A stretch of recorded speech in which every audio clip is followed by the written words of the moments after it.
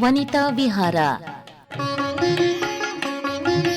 ಇವತ್ತಿನ ವನಿತಾ ವಿಹಾರ ಕಾರ್ಯಕ್ರಮದಲ್ಲಿ ಧನಲಕ್ಷ್ಮಿ ಪಾಟೀಲ್ ಅವರಿಂದ ಸಮಾಜ ಮತ್ತು ಮಹಿಳೆ ಈ ಕುರಿತು ಭಾಷಣ, ಪ್ರೇಮಾ ಹೂಗಾರ್ ಅವರಿಂದ ತಂಕ ವಾಚನ ಹಾಗೂ ಭಾವಗೀತೆ ಕೇಳುವಿರಿ. ಮೊದಲಿಗೆ ಕೇಳಿ ಧನಲಕ್ಷ್ಮಿ ಪಾಟೀಲ್ ಅವರಿಂದ ಸಮಾಜ ಮತ್ತು ಮಹಿಳೆ ಈ ಕುರಿತು ಭಾಷಣ.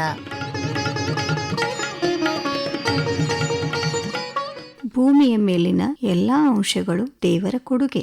ಬಗೆ ಬಗೆಯ ಹಣ್ಣುಗಳು, ಪುಷ್ಪಗಳು, ಪ್ರಾಣಿ ಪಕ್ಷಿ, ಕ್ರಿಮಿಕೀಟ, ಚರಾಚರ ಎಲ್ಲವೂ ವೈಶಿಷ್ಟ್ಯ. ಪ್ರತಿಯೊಂದು ವಿಶಿಷ್ಟ, ಪ್ರತಿಯೊಂದು ಸೃಷ್ಟಿಯ ಅಗೋಚರ ವಿಶೇಷವಾದುದು. ಪರಮಾತ್ಮನ ಅಂಶಗಳು ಬಗೆ ಬಗೆಯ ವಿಧ ವಿಧದ ಹಣ್ಣು ಪುಷ್ಪಗಳು ಇರೋ ಹಾಗೆ ವ್ಯಕ್ತಿಗಳಲ್ಲೂ ಭಿನ್ನತೆಯಾಗಿದ್ದು ಸ್ತ್ರೀ ಪುರುಷ ಎಂಬ ಭೇದಗಳಿವೆ. ವಿನಃ ಯಾವುದೇ ಆತ್ಮತತ್ವಕ್ಕೆ ಭೇದವಿಲ್ಲ. ದೇಹ, ಬುದ್ಧಿ, ಮನಸ್ಸುಗಳು ಒಬ್ಬ ವ್ಯಕ್ತಿಯ ವ್ಯಕ್ತಿತ್ವವನ್ನು ಸೂಚಿಸುವ ಅಂಶಗಳು. ಒಟ್ಟಾರೆ ಹೇಳಬೇಕೆಂದರೆ ಸತ್, ಚಿತ್, ಆನಂದ ಸ್ವರೂಪಿ ಪರಮಾತ್ಮನ ಅಂಶಗಳು ಸ್ತ್ರೀ ಪುರುಷರು. ಹೆಣ್ಣು ಸೃಷ್ಟಿಯ ಅದ್ಭುತ ರಚನೆ, ಸಮಾಜದ ಶೋಭೆ, ಮನೆಯ ದೀಪ, ಸಂಸಾರದ ಕಣ್ಣು, ಕಂದನ ಮಮತೆ, ಪತಿಯ ಅರ್ಧಾಂಗಿ, ಅತ್ತೆಯ ನೆಲ್ಮೆಯ ಸೊಸೆ, ಆತ್ಮೀಯ ಗೆಳತಿ, ಅಧಿದೈವತೆ, ಮಾತೃ ಮಮತೆಯ ಸಾಕಾರ ರೂಪ. ಹೆಣ್ಣನ್ನು ಗೌರವಿಸಬೇಕು. ಹೆಣ್ಣಾಗಿ ಹುಟ್ಟಿದ್ದಕ್ಕೆ ಅಭಿಮಾನ, ಗೌರವ, ಹೆಮ್ಮೆ ಪಡಬೇಕು. ವೇದಕಾಲದಲ್ಲಿ ಸ್ತ್ರೀಯರ ಸ್ಥಾನಮಾನ ಅತ್ಯಂತ ಉಚ್ಛ್ರಾಯ ಸ್ಥಿತಿಯಲ್ಲಿತ್ತು. ಋಷಿ ಹರಿದಾಸರು ಬರೆದ ಗ್ರಂಥದಿಂದ ತಿಳಿದು ಬರುವ ಅಂಶವೆಂದರೆ ಸ್ತ್ರೀಗೆ ಸ್ವಾತಂತ್ರ್ಯ, ಸಮಾನತೆ ಎಷ್ಟಿತ್ತು ಅಂದರೆ ಅವಳು ಬಯಸಿದಲ್ಲಿ ಸದ್ಯೋವಧು ಅಂದರೆ ಗೃಹಸ್ಥ ಧರ್ಮ ಪಾಲಿಸಬಹುದು, ಇಲ್ಲವೇ ಬ್ರಹ್ಮಚಾರಿಣಿಯಾಗುವ ಅವಕಾಶ ಆ ಕಾಲದಲ್ಲಿತ್ತು. ಘೋಷ, ಗೋದ, ವಿಶ್ವಾವರ, ಉಪನಿಷತ್, ಕಕ್ಷಿಣ, ಸೂರ್ಯ, ಸಾವಿತ್ರಿ, ಅದಿತಿ, ಇಂದ್ರಾಣಿ, ವಿಶ್ವಾವರ, ಅಪಾಲ, ಗಾರ್ಗಿ, ಮೈತ್ರೇಯಿಯವರು ಅವರಲ್ಲಿ ಪ್ರಮುಖರು. ಕ್ರಿಸ್ತಪೂರ್ವ 104ನೇ ಶತಮಾನದಲ್ಲೂ ನಾವು ನೋಡಿದಾಗ ಅಶೋಕನ ಮಗಳಾದ ಸಂಘಮಿತ್ರೆ ಬೇರೆ ಬೇರೆ ದೇಶಗಳ ಪರ್ಯಟನೆ ಮಾಡಿ ಧರ್ಮ ಪ್ರಚಾರ ಮಾಡಿದಳು ಅಂತ ಅಲ್ಲಿರುವ ಸ್ವತಂತ್ರ ಸಮಾನತೆ ಎದ್ದು ಕಾಣುತ್ತದೆ. ಇತಿಹಾಸದ ಪುಟಗಳು ತಿರುವಿದಾಗ ಕಿತ್ತೂರಿನ ರಾಣಿ ಚೆನ್ನಮ್ಮ, ಬೆಳವಡಿ ಮಲ್ಲಮ್ಮ, ಸಂಚಿ ಹೊನ್ನಮ್ಮ, ರಾಸಮಣಿ ಮುಂತಾದವರು ತನ್ನದೇ ಆದ ಪರಾಕ್ರಮ ಸಾಧಿಸಿರುವುದು ದಾಖಲೆಯಾಗಿದೆ. ಸಾಹಿತ್ಯ ಕ್ಷೇತ್ರದಲ್ಲಿ ಮೈಸೂರು ಅರಮನೆಯ ರಾಜರಾಣಿಯರಲ್ಲದೆ ದಾಸಿಯಾದ ಸಂಚಿ ಹೊನ್ನಮ್ಮ ಅತ್ಯುನ್ನತ ಘನ ಸಾಹಿತಿಯಾಗಿದ್ದಳು. ಮಿತ್ರಾವಿಂದ ಗೋವಿಂದ ಬರೆದ ಸಿಂಗಾರಾಚಾರ್ಯರು ಅವಳ ಬಗ್ಗೆ ಹೀಗೆ ಹೇಳಿರುವರು: ಈಕೆ ಸರಸ ಸಾಹಿತ್ಯದ ವರದೇವತೆ ಎಂದು ಹೊಗಳಿದ್ದುಂಟು. ಈಕೆಯ ಹದಿಬದೆಯ ಧರ್ಮ 9 ಅಧ್ಯಾಯ 479 ಪದ್ಯಗಳನ್ನು ಹೊಂದಿದ್ದು, ಒಬ್ಬ ಗೃಹಿಣಿಯಾಗಿ ಯಾವೆಲ್ಲ ಅಂಶಗಳನ್ನು ಹೊಂದಿ ತನ್ನ ಕುಟುಂಬ ಹೇಗೆ ಅರಳಿಸಬೇಕೆಂಬುದು ಸ್ತ್ರೀ ಧರ್ಮದ ಬಗ್ಗೆ ಬರೆದಿರುವಳು. ಇವಳು ಹೇಳಿರುವ ನುಡಿಗಳು ಹೀಗಿವೆ: ಕುವರನಾದೊಡೆ ಬಂದ ಗುಣವೇನದರಿಂದ, ಕುವರಿಯಾದೊಡೆ ಕುಂದೇನದರಿಂದ. ಇವರಿರುವರು ಏಳ್ಗೆ ಒಡೆದವರಿಂದ, ನೆಪಿರುವುದು ಇಹಪರ ಸುಖ. ತಂದೆ ತಾಯಿಗಳು ಮಕ್ಕಳಿಂದ ಹೆಸರು ಪಡೆದಡೆ ಸಾರ್ಥಕ. ಕುವರ ಕುವರಿ ಯಾವುದೇ ವ್ಯತ್ಯಾಸ ಆಗದು. ಮುಂದೆ ಹೋಗಿ ಹೆಣ್ಣಿನ ಬಗ್ಗೆ ಹೇಳಿರುವುದು ಹೀಗೆ: ಪೆಣ್ಣಲ್ಲವೇ ನಮ್ಮನ್ನೆಲ್ಲ ಪಡೆದ ತಾಯಿ, ಪೆಣ್ಣಲ್ಲವೇ ನಮ್ಮನ್ನೆಲ್ಲ ಪೊರೆದವಳು. ಪೆಣ್ಣು ಪೆಣ್ಣೆಂದೇತಕ್ಕೆ ಬೀಳುಗಳೆವರು, ಕಣ್ಣು ಕಾಣದ ಗಾವಿಲರು. ಎಲ್ಲ ಕಡೆಯೂ ಕಣ್ಣು ಕಾಣದ ಗಾವಿಲರು ಇದ್ದಾರೆ. ಸ್ವಯಂ ಭೂಮಾತೆ ಹೆಣ್ಣಲ್ಲವೇ, ಕಲಕಲ ಹರಿಯುವ ನದಿ ಹೆಣ್ಣಲ್ಲವೇ, ಜ್ಞಾನದೇವತೆ ಹೆಣ್ಣಲ್ಲವೇ, ಸಂಪತ್ತು ನೀಡುವ ಕಮಲೆ ಹೆಣ್ಣಲ್ಲವೇ, ನಿಶೆಯನ್ನು ಹೊಡೆದೂಡಿಸುವ ಉಷೆ ಹೆಣ್ಣಲ್ಲವೇ, ಸಮಾಜಕ್ಕೆ ಕುಟುಂಬಕ್ಕೆ ಶೋಭೆ ತರುವಳು ಈ ಹೆಣ್ಣು ಅಲ್ಲವೆಂದು ಸಂಚಿ ಹೊನ್ನಮ್ಮ ಅವರ ವಿಚಾರ ಪ್ರಚೋದಕ ವಿಷಯ ತಿಳಿಸುತ್ತಾಳೆ. ಮುಂದೆ ಪೆಣ್ಣಿಂದ ಪೇರ್ಮಗೊಂಡರು ಹಿಮವಂತನು, ಪೆಣ್ಣಿಂದ ಭೃಗು ಬೆರ್ಚಿದನು, ಪೆಣ್ಣಿಂದ ಜನಕರಾಯನು ಜಸ ಪಡೆದನು. ಅಂದರೆ ಪಾರ್ವತಿಯಿಂದಲೇ ಹಿಮರಾಜನು ಪ್ರಸಿದ್ಧಿ ಪಡೆದಿದ್ದಾನೆ. ಲಕ್ಷ್ಮಿಯಿಂದ ಭೃಗುಮುನಿಗಳು ಪ್ರಸಿದ್ಧಿ ಪಡೆದಿದ್ದಾರೆ, ಸೀತೆಯಿಂದ ಜನಕರಾಯನೂ ಹೆಸರು ಪಡೆದಿದ್ದಾನೆ ಅಂತ ಇವಳಷ್ಟೇ ಅಲ್ಲದೆ ಅನೇಕರು ಸಮಾಜದ ಕಣ್ಮಣಿಯಾಗಿ ಇಂದೂ ಅವರು ನಮಗೆ ಮಾರ್ಗದರ್ಶನ ನೀಡುತ್ತಾ ಇರುವರು. ರಾಣಿ ಕರ್ಣಾವತಿ, ಸೋದರಿ ನಿವೇದಿತಾ, ಕಿರಣ್ ಬೇಡಿ, ಅನಿ ಬೆಸೆಂಟ್, ಅಕ್ಕ ಮಹಾದೇವಿ, ನಿರಜಾ ಬಾನೋಟ್, ಒಂದೇ ಎರಡೇ ಅನೇಕ ಕ್ಷೇತ್ರಗಳಲ್ಲಿ ಹೆಣ್ಣು ತನ್ನದೇ ಆದ ಛಾಪು ಮೂಡಿಸಿದ್ದಾರೆ. ಯತ್ರ ನಾರ್ಯಸ್ತು ಪೂಜ್ಯಂತೆ ರಮಂತೆ ತತ್ರ ದೇವತಾಃ. ಸ್ವಾಮಿ ವಿವೇಕಾನಂದರು ಒಂದು ಕಾಲು ಶತಮಾನದ ಹಿಂದೆ ಹೇಳಿದ ಮಾತು. ಒಂದು ವೇಳೆ ಮಹಿಳೆಯರಿಗೆ ಶಿಕ್ಷಕರಾಗಿ ಮಾಡಿದರೆ ಆ ದೇಶದ GDP ಏರುತ್ತದೆ. ಸ್ತ್ರೀ ಶಿಕ್ಷಣ ಪಡೆದರೆ ಶಿಶು ಮರಣದ ದರ 66.67% ಇಳಿಕೆಯಾಗುವುದಾಗಿ ಯುನೆಸ್ಕೋ ಹೇಳಿದೆ. ಪ್ರಸ್ತುತ ಅಂದಾಜು ಲೆಕ್ಕಾಚಾರದ ಪ್ರಕಾರ ಮಹಿಳೆಯರ ಬಗ್ಗೆ ಅಂಕಿಅಂಶ ಹೀಗೆ ಹೇಳುತ್ತದೆ. IAS ಅಧಿಕಾರಿಗಳು 14%, ನ್ಯಾಯವಾದಿಗಳು 7%, ಉಚ್ಚ ನ್ಯಾಯಾಲಯದಲ್ಲಿ ನ್ಯಾಯಾಧೀಶರು 9% ಹಾಗೂ ಬ್ಯಾಂಕಿನ ಅಧಿಕಾರಿಗಳು 17%ರಾಗಿದ್ದಾರೆ. ಜಗತ್ತಿನ ಇತಿಹಾಸ, ಗಡಿಗಳ ನಿರ್ವಹಣೆ, ಯುದ್ಧ ಮುಂತಾದ ಕಠಿಣ ಕ್ಷೇತ್ರಗಳಲ್ಲೂ ಹಾಗೂ ತಮ್ಮ ವಿಶಿಷ್ಟ ಸಾಮರ್ಥ್ಯ ತೊಡಗಿಸಿ ಕೀರ್ತಿಶಾಲಿಗಳಾಗಿದ್ದಾರೆ. ಮತ್ತೊಂದು ಮಾತಿದೆ, 10 ಜನ ಆಚಾರ್ಯರಿಗೆ ಒಬ್ಬ ಉಪಾಧ್ಯಾಯರು ಸಮ, 100 ಜನ ಉಪಾಧ್ಯಾಯರಿಗೆ ಒಬ್ಬ ತಂದೆ ಸಮ, 1000 ಜನ ತಂದೆಯರಿಗೆ ಒಬ್ಬ ತಾಯಿ ಸಮ ಎಂಬುದಾಗಿ ಇದು ಎಷ್ಟು ಮಹತ್ವದ ಸಂಗತಿಯಾಗಿದೆ. ಹೆಣ್ಣು ಹುಟ್ಟಿದರೆ ಹುಣ್ಣು ಎನ್ನುವರು, ಗಂಡು ಹುಟ್ಟಿದರೆ ಹೊನ್ನು ಎನ್ನುವರು. ಈ ರೀತಿ ದಿನೇ ದಿನೇ ಹೆಣ್ಣಿನ ಸ್ಥಿತಿ ಶೋಚನೀಯವಾಗುತ್ತಿದೆ ಎಂಬುದಕ್ಕೆ ಈ ಮಾತುಗಳು ಕೇಳಿಬರುತ್ತಿವೆ. ಹೆಣ್ಣೊಂದು ಕಲಿತರೆ ಶಾಲೆಯೊಂದು ತೆರೆದಂತೆ ಎಂಬ ಘೋಷವಾಕ್ಯ ಹೆಣ್ಣಿನ ಮಹತ್ವವನ್ನು ಸಾರಿ ಹೇಳುತ್ತದೆ. ಈಗ ಈ ಆಧುನಿಕ ಜಗತ್ತಿನಲ್ಲಿ ಹೆಣ್ಣಿನ ಪರಿಸ್ಥಿತಿ ಹೇಗಿದೆ ಎಂದು ಗಮನಿಸಿದಾಗ ಪ್ರತಿಯೊಂದು ಕ್ಷೇತ್ರಗಳಲ್ಲಿ ತನ್ನದೇ ಆದ ಛಾಪು ಮೂಡಿಸಿದ ಖ್ಯಾತಿಗೆ ಪಾತ್ರರಾಗುತ್ತಿರುವುದು ಹೆಮ್ಮೆಯ ಸಂಗತಿ. ಜೆಟ್ ವಿಮಾನ ಚಾಲಕಿ ಅವನಿ ಚತುರ್ವೇದಿಯಿಂದ ಹಿಡಿದು ವಿಶೇಷ ಚೇತನರಾದ ಛಲಗಾತಿ ಅರುಣಿಮಾ ಸಿನ್ಹಾ, ಅಂತಾರಾಷ್ಟ್ರೀಯ ಹಣಕಾಸು ತಜ್ಞೆ ಗೀತಾ ಗೋಪಿನಾಥ್, ಇವರೆಲ್ಲರ ಕೊಡುಗೆ ಅಪಾರವಾಗಿದೆ. ಇಷ್ಟೆಲ್ಲ ಸಾಧಿಸಿದರೂ ಸೂಕ್ಷ್ಮವಾಗಿ ಅವಲೋಕನ ಮಾಡಿಕೊಂಡಾಗ ಉತ್ತರ ಸಿಗುವುದು ಪುರುಷ ಪ್ರಧಾನ ಸಮಾಜ ಎಲ್ಲೋ ಒಂದು ಕಡೆ ಅಡೆತಡೆ ಉಂಟು ಮಾಡಿದರೂ ಸಾಧನೆಯ ಹೊಸ ಪ್ರತಿಭೆಗಳು ಅರಳುತ್ತಿವೆ.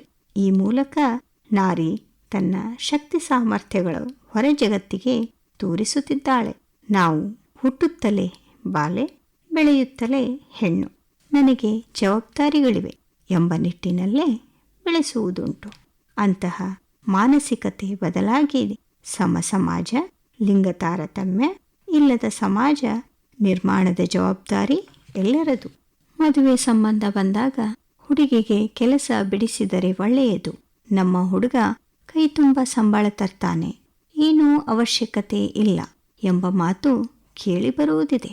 ಇಂತಹ ಸಂದರ್ಭದಲ್ಲಿ ಎಷ್ಟೋ ಹೆಣ್ಮಕ್ಕಳು ತನ್ನ ಉದ್ಯೋಗ ಬಿಟ್ಟಿರೋದುಂಟು. ಆದರೆ ಮಹಿಳೆಗೂ ಉದ್ಯೋಗ ಪುರುಷನಷ್ಟೇ ಹಕ್ಕಿನದು ಎಂಬುದನ್ನು ಮನಗಾಣಬೇಕು. ಮಹಿಳೆಯರಲ್ಲಿ ಕೀಳಿರಿಮೆ ಸಲ್ಲದು. ಉದ್ಯೋಗಸ್ಥ ಮಹಿಳೆ ತಾನು ಹುಟ್ಟಿದಾಗಿನಿಂದ ಹೆಣ್ಣಿನ ಜವಾಬ್ದಾರಿ ನಿರ್ವಹಿಸಬೇಕು. ಅವಳು ಉದ್ಯೋಗದಲ್ಲಿದ್ದರೂ ತಾನೊಬ್ಬಳೇ ಒಳ್ಳೆಯ ತಾಯಿ ಆಗಲು ಸಾಧ್ಯ ಎಂಬುದನ್ನು ಸಾಬೀತುಪಡಿಸಲು ಸದಾ ಪ್ರಯತ್ನಿಸುತ್ತಿರುತ್ತಾಳೆ. ಒತ್ತಡ, ಮಾನಸಿಕ ತುಮುಲ ಎಲ್ಲವನ್ನೂ ಸಹಿಸಿಕೊಂಡು ಸಂಸಾರದ ನೊಗ ಹೊರುತ್ತಾಳೆ. ತಾಯಿಯಾದವಳು ಮಕ್ಕಳ ಆರೈಕೆ, ಶಿಕ್ಷಣದ ಜೊತೆಗೆ ಸರ್ವಾಂಗೀಣ ಪ್ರಗತಿಗೆ ತನ್ನ ಎಲ್ಲ ಶಕ್ತಿಯನ್ನು ಧಾರೆ ಎರೆಯುತ್ತಾಳೆ. ವೃತ್ತಿ ನೈಪುಣ್ಯತೆ, ವೃತ್ತಿನಿರತ ಮಹಿಳೆ ತನ್ನನ್ನು ಅವಲಂಬಿಸಿದ ಯಾವುದೇ ಕಾರ್ಯ ಅಚ್ಚುಕಟ್ಟಾಗಿ ಮಾಡಲು ಮುಂದಾಗುವಳು. ಅದಕ್ಕಾಗಿ ಅವಳಿಗೆ ಕಾರ್ಯಕ್ಷಮತೆ ಹೆಚ್ಚಿಸಬೇಕು ಆಗುವುದುಂಟು. ಮಹಿಳೆಯು ತನ್ನ ಕುಟುಂಬಕ್ಕಾಗಿ ತನ್ನ ಆರೋಗ್ಯವನ್ನು ಗೌಣವಾಗಿಸಿ ಸಮಷ್ಟಿಯ ಸುಖವನ್ನು ಬಯಸುತ್ತಾಳೆ. ತನ್ನ ಕಾರ್ಯ ಕಾಯಕ ತನ್ನದೇ ರೀತಿಯಲ್ಲಿ ಅಚ್ಚುಕಟ್ಟಾಗಿ ನಿರ್ವಹಿಸಲು ಮುಂದಾಗುವಳು.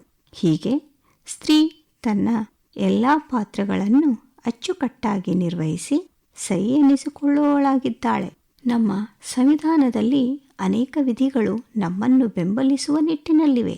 ಅವುಗಳೆಂದರೆ ಮೂಲಭೂತ ಹಕ್ಕುಗಳಲ್ಲಿ 14ನೇ ವಿಧಿ ಸ್ವಾತಂತ್ರ್ಯ ಸಮಾನತೆ ನೀಡಿರುವುದು, 15 ಹಾಗೂ 16ನೇ ವಿಧಿ ಸ್ತ್ರೀ ಸಮಾನತೆಯ ಬಗ್ಗೆ ಹೇಳುತ್ತದೆ. ಅದೇ ರೀತಿ 39A ವಿಧಿ ಸಮಾಜದಲ್ಲಿ ರಾಜಕೀಯ ಆರ್ಥಿಕವಾಗಿ ಯಾವುದೇ ಚ್ಯುತಿ ಉಂಟಾಗದಂತೆ ನೋಡಿಕೊಳ್ಳುತ್ತದೆ. 39D ವಿಧಿ ಸಮಾನ ವೇತನ, ಸ್ತ್ರೀ ಪುರುಷ ಸಮಾನತೆಯನ್ನು ತೋರಿಕೊಡುತ್ತದೆ. 45ನೇ ವಿಧಿ ಗರ್ಭಿಣಿ ಬಾಣಂತಿಗೆ ಕರ್ತವ್ಯದಲ್ಲಿ ಅವಕಾಶ ನೀಡಿರುವುದು.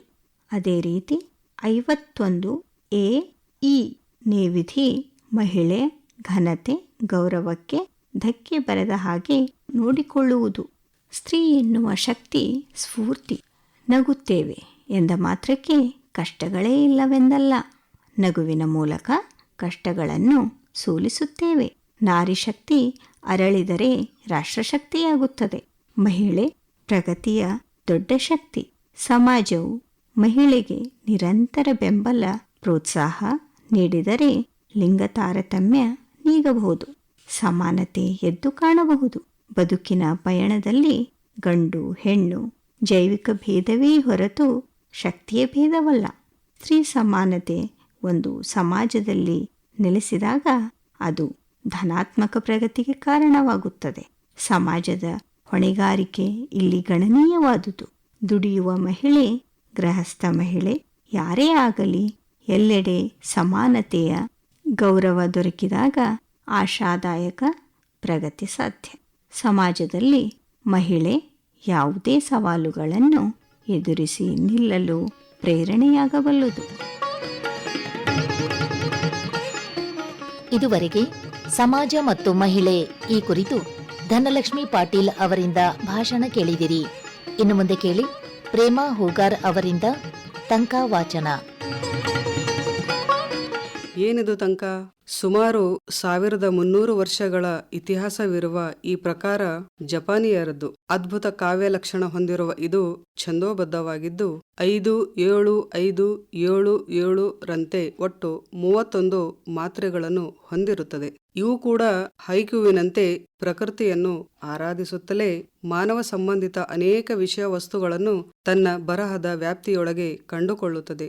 ಬರೆಯಬೇಕು ಎಂದು ಬರೆಯಲು ಕೂಡದ ನಾನು ಭುಗಿಲೆದ್ದ ಭಾವಗಳ ಆ ಸಮಯದಲ್ಲಿ ತೋಚಿದ್ದನ್ನು ಗೀಚುವ ಸಡಿಲೀಕರಿಸಿ ಮುಂದುವರೆದ ಭಾಗವೇ ಈ ತಂಕ. ಪ್ರಕೃತಿ ಆರಾಧನೆಯ ಮೂಲ ಅಂಶ ಹೊಂದಿದ್ದ ಇದು ಝೇನ್ ತತ್ವ, ಬೌದ್ಧ ಚಿಂತನೆಯ ಮಾನವ ಕಲ್ಯಾಣ, ಕಣ್ಣಿಗೆ ಕಾಣುವ ಕಾಣದ ಅಗೋಚರ ಶಕ್ತಿಗಳ ಕುರಿತು ತನ್ನ ಬರಹದ ಹರಿವನ್ನು ಚಾಚಿಕೊಳ್ಳುತ್ತದೆ. ಈ ಪ್ರಕಾರ ಚೀನಿ ಪದಗಳ ಪ್ರಭಾವವಿಲ್ಲದ ಮೂಲತಃ ಜಪಾನಿಯರ ಕಾವ್ಯ ಪ್ರಕಾರ ಎಂದು ಈ ಮೊದಲೇ ಹೇಳಿದಂತೆ ಇದರಲ್ಲಿ ಪ್ರಾಸ ಲಯ ಏನೂ ಇಲ್ಲ. ಮಾತ್ರೆಗಳ ಲೆಕ್ಕದೊಂದಿಗೆ ಛಂದೋಬದ್ಧವಾದದ್ದು ಅತಿ ಮುಖ್ಯ. ಓದುಗರನ್ನು ತನ್ನೆಡೆಗೆ ಸೆಳೆಯುವ, ಕಡಿಮೆ ಎಂದರೆ ಅತೀ ಕಡಿಮೆ ಸಮಯದಲ್ಲಿ ಅತಿ ಮಹತ್ವದ ವಿಷಯವನ್ನು ಸಮಾಜಕ್ಕೆ ತಲುಪಿಸುವ ಕಾರ್ಯ ಈ ತಂಕ ಪ್ರಕಾರದ್ದಾಗಿದೆ. ಬನ್ನಿ ನನ್ನ ಒಂದಷ್ಟು ತಂಕಗಳನ್ನು ಕೇಳೋಣ. ಬಾರೆನೆಂದಿಗೂ ನೆನೆಯದಿರುನಿ ಸಾಕು ಈ ಜನ್ಮ, ಬಾರೆನೆಂದಿಗೂ ನೆನೆಯದಿರು ನೀನು ಸಾಕು ಈ ಜನ್ಮ, ನಾನು ಕೊಟ್ಟ ಸಾಲುಗಳು ಮರೆಯದಿರು ನೀನು. ಬಾರೆನೆಂದಿಗೂ ನೆನೆಯದಿರು ನೀನು ಸಾಕು ಈ ಜನ್ಮ, ನಾ ಕೊಟ್ಟ ಸಾಲುಗಳು ಮರೆಯದಿರು ನೀನು. ಬೇಡವೆಂದರೂ ನೆನಪಾಗುವ ನೋಟ ನೆನೆಸಿತೆಲ್ಲ, ಬೇಡವೆಂದರೂ ನೆನಪಾಗುವ ನೋಟ ನೆನೆಸಿತೆಲ್ಲ, ಮತ್ತೊಮ್ಮೆ ಒಮ್ಮೊಮ್ಮೆ ಕತ್ತಲನ್ನು ಮತ್ತೆ ಏಕಾಂತವನು. ಬೇಡವೆಂದರೂ ನೆನಪಾಗುವ ನೋಟ ನೆನೆಸಿತೆಲ್ಲ, ಒಮ್ಮೊಮ್ಮೆ ಕತ್ತಲನ್ನು ಮತ್ತೆ ಏಕಾಂತವನು. ನೀ ಬೇಡಿದ್ದನ್ನು ಕೊಡುವ ಬಸವಣ್ಣ ಅಲ್ಲ ತಿಳ್ಕೊ, ನೀ ಬೇಡಿದ್ದನ್ನು ಕೊಡುವ ಬಸವಣ್ಣ ಅಲ್ಲ ತಿಳ್ಕೊ, ನಿನಗೆ ಬೇಕಾಗಿದ್ದು ಮಾತ್ರ ಕೊಟ್ಟು ನಗುವ. ನೀ ಬೇಡಿದ್ದನ್ನು ಕೊಡುವ ಬಸವಣ್ಣ ಅಲ್ಲ ತಿಳ್ಕೊ, ನಿನಗೆ ಬೇಕಾಗಿದ್ದು ಮಾತ್ರ ಕೊಟ್ಟು ನಗುವ. ಹೊರುವರಾರು ನಿನ್ನ ಈ ಹೆಣವನು ಅಂದಾಜಿದೆಯಾ, ಹೊರುವರಾರು ನಿನ್ನ ಈ ಹೆಣವನು ಅಂದಾಜಿದೆಯಾ, ಅಹಮನ್ನು ಕಳಚು ಜಾತಿಯನ್ನು ನೀ ಮುಚ್ಚು. ಹೊರುವರಾರು ನಿನ್ನ ಈ ಹೆಣವನ್ನು ಅಂದಾಜಿದೆಯಾ, ಅಹಮ್ಮನ್ನು ಕಳಚು, ಜಾತಿಯನ್ನು ನೀ ಮುಚ್ಚು. ಗಡ್ಡ ಬಿಟ್ಟವ ಸಂತ ಎನಿಸಿದರೆ ಬಿಡದವನು, ಗಡ್ಡ ಬಿಟ್ಟವ ಸಂತ ಎನಿಸಿದರೆ ಬಿಡದವನು, ಆ ಮನದ ಮೈಲಿಗೆ ತೊಳೆದವನೇ ಸಂತ. ಗಡ್ಡ ಬಿಟ್ಟವ ಸಂತ ಎನಿಸಿದರೆ ಬಿಡದವನು, ಆ ಮನದ ಮೈಲಿಗೆ ತೊಳೆದವನೇ ಸಂತ. ನಂಬಿಕೆಯಲ್ಲಿ ಸಂದೇಹವೇ ಇದ್ದರೆ ನಾಶವಾಗುವೆ, ನಂಬಿಕೆಯಲ್ಲಿ ಸಂದೇಹವೇ ಇದ್ದರೆ ನಾಶವಾಗುವೆ. ಪ್ರೀತಿ ನಂಬಿಕೆ ಇರೆ ಅರಿಗಳೂ ಗೆಲ್ಲುವೆ, ಪ್ರೀತಿ ನಂಬಿಕೆ ಇರೆ ಅರಿಗಳೂ ಗೆಲ್ಲುವೆ. ಅವಳೆಂದರೆ ಒಗರು ಗೋಡೆಯಲ್ಲ ಹದದ ಮಣ್ಣು, ಅವಳೆಂದರೆ ಒಗರು ಗೋಡೆಯಲ್ಲ ಹದದ ಮಣ್ಣು, ಕಂಡರೂ ಸಮಾಧಾನ ಉಂಡರೂ ಸಮಾಧಾನ. ಅವಳೆಂದರೆ ಒಗರು ಗೋಡೆಯಲ್ಲ ಹದದ ಮಣ್ಣು, ಕಂಡರೂ ಸಮಾಧಾನ ಉಂಡರೂ ಸಮಾಧಾನ. ಚಿತ್ತ ಒಂದಿರೆ ರಾಶಿಫಲ ನಿನ್ನದು ಒಲಿಸಿಕೊನಿ, ಚಿತ್ತ ಒಂದಿರೆ ರಾಶಿಫಲ ನಿನ್ನದು ಒಲಿಸಿಕೊನಿ. ಒಮ್ಮೆ ಮೌನವಾಗಿಯೋ ಒಮ್ಮೆ ಜ್ಞಾನಿಯಾಗಿಯೋ, ಚಿತ್ತ ಒಂದಿರೆ ರಾಶಿಫಲ ನಿನ್ನದು ಒಲಿಸಿಕೊನಿ. ಒಮ್ಮೆ ಮೌನವಾಗಿಯೋ ಒಮ್ಮೆ ಜ್ಞಾನಿಯಾಗಿಯೋ. ಕೊರಗುತ್ತಿದೆ ಆ ಹೆಣ್ಣಿನ ಉಸಿರು ಎಲ್ಲೆಂದರಲ್ಲಿ, ಕೊರಗುತ್ತಿದೆ ಆ ಹೆಣ್ಣಿನ ಉಸಿರು ಎಲ್ಲೆಂದರಲ್ಲಿ, ತಾಳಿಯ ಬುಡದಲ್ಲಿ ತವರ ಉಡಿಯಲಿ. ಕೊರಗುತ್ತಿದೆ ಆ ಹೆಣ್ಣಿನ ಉಸಿರು ಎಲ್ಲೆಂದರಲ್ಲಿ, ತಾಳಿಯ ಬುಡದಲ್ಲಿ ತವರ ಉಡಿಯಲಿ, ತವರ ಉಡಿಯಲಿ. ಶತಮಾನದಿ ಯಾರಿಗೋ ಕಾಯುತ್ತಿದೆ ಮೌನದ ಅಲೆ, ಶತಮಾನದಿ ಯಾರಿಗೋ ಕಾಯುತ್ತಿದೆ ಮೌನದ ಅಲೆ, ಪ್ರಾರ್ಥನೆ ಒಪ್ಪಿಸಿದೆ ಏಕಾಂತದಿ ಬಂಡೆಗೆ.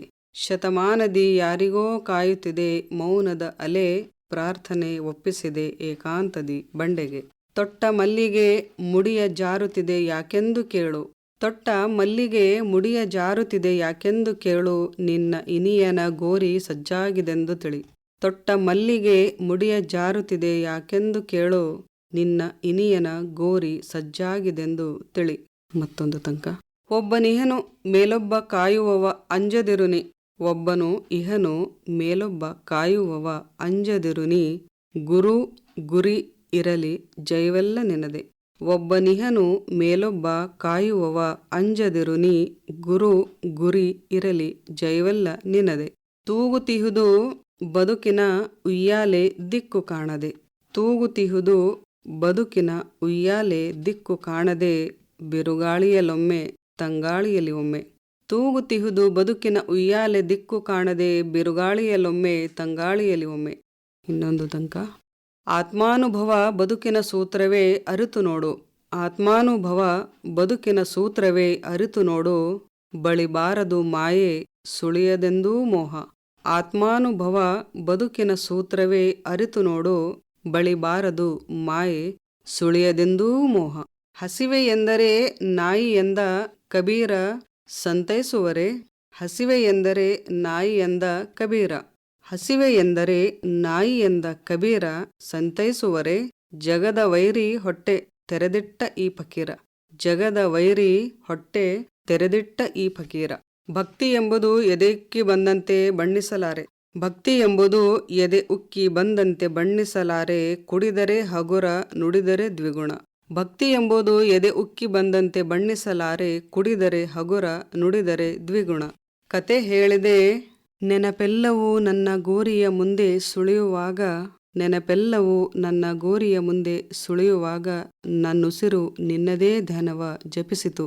ನೆನಪೆಲ್ಲವೂ ನನ್ನ ಗೋರಿಯ ಮುಂದೆ ಸುಳಿಯುವಾಗ, ನನ್ನುಸಿರು ನಿನ್ನದೇ ಧ್ಯಾನವ ಜಪಿಸಿತು.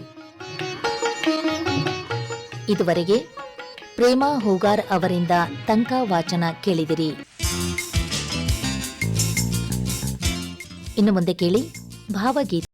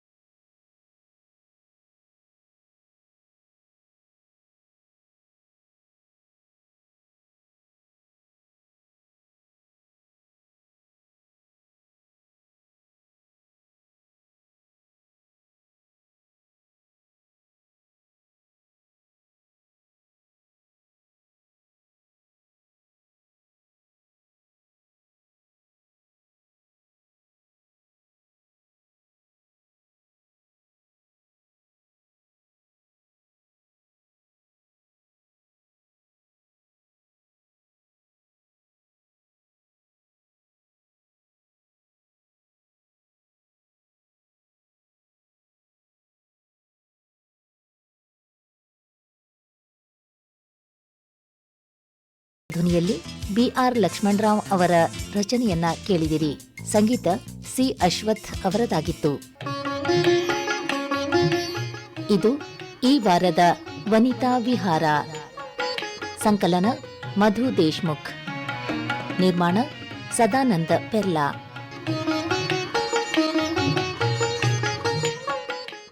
ಈ ಕಾರ್ಯಕ್ರಮ ಆಕಾಶವಾಣಿ ಕಲಬುರಗಿ ಕೇಂದ್ರದ ಕೊಡುಗೆ.